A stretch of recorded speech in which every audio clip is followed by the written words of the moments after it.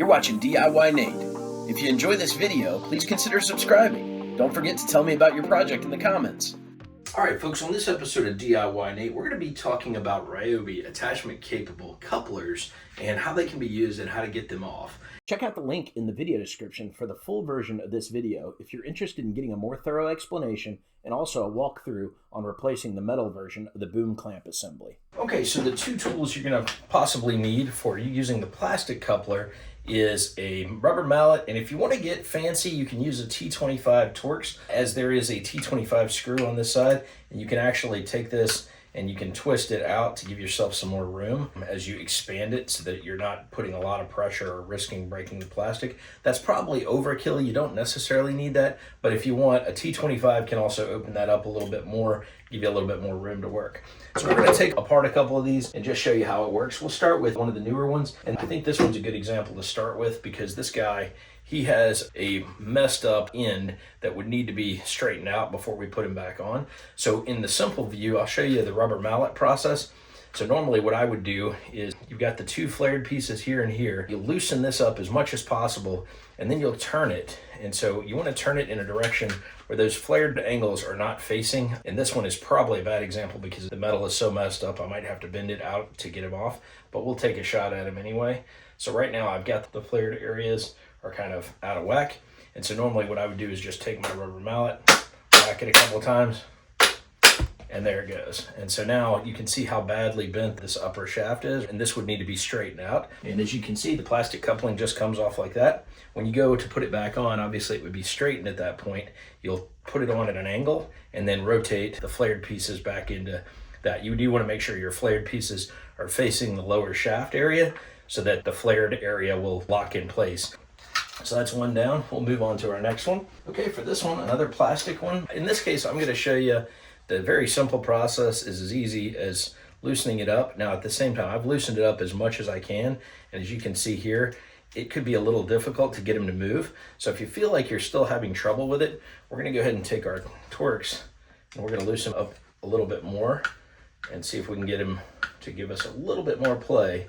A couple of twists or turns, and again, this is where you might find it's a little bit stuck in place. It's been there for a long time. So I'll use my rubber mallet and just gently tap a little bit one way or a little bit the other and see if I can get him to move around. So once I've loosened him up, I've kind of knocked him off that. Now I can rotate him around to the side so that way I can kind of get him off of there. I like to use that flared piece here in that slot to be able to knock him off. And then I'll just take my mallet and I'll take him and gently, without breaking him, tap him off. There we go. And it comes off like that. So you can kind of see how that works. To put him back on, we're going to just line him up the same way we went on.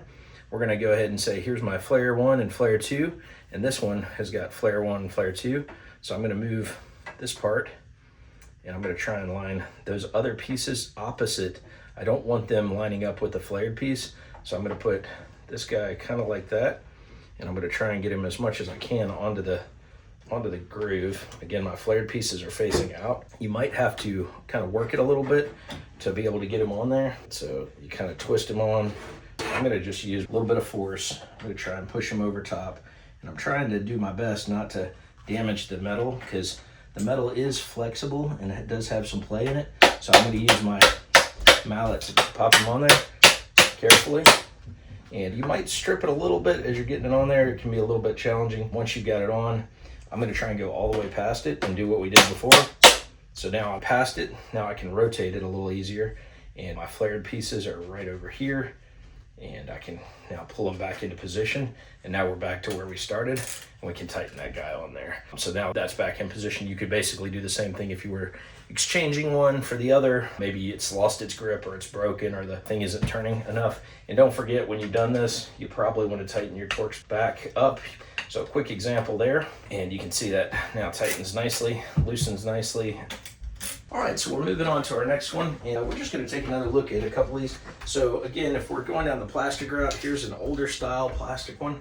it's got the 2 flared ends. And so again, with this one, you want to see if you've already got some play. If you do, great. You can kind of knock it and move it. But again, that hammer can be helpful. Again, I use a rubber mallet because I want to be careful I don't break anything with my efforts. You can also, again, use that Torx. That Torx can help out. And so in this case, we'll use the Torx a little bit and loosen it. Open them up. Once we've got that, we've got a little bit of play on it. Again, I like to knock it down first, rotate it, and pull it back off. So we're going to go ahead and use our rubber mallet. There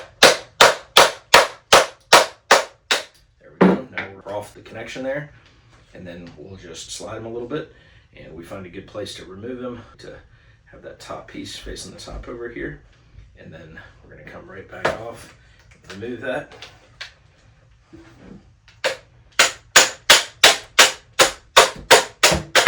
And then it comes off, and your plastic piece is off.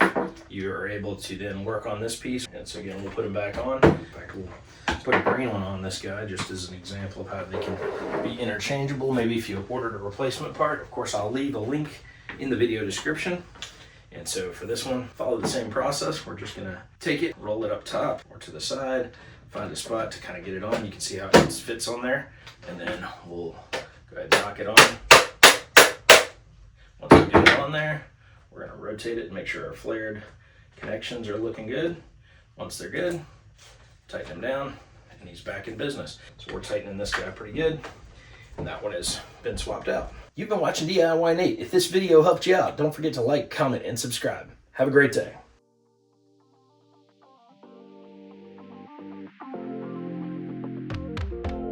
If you enjoyed this video, here are a couple more YouTube things you might like. Thanks again for watching.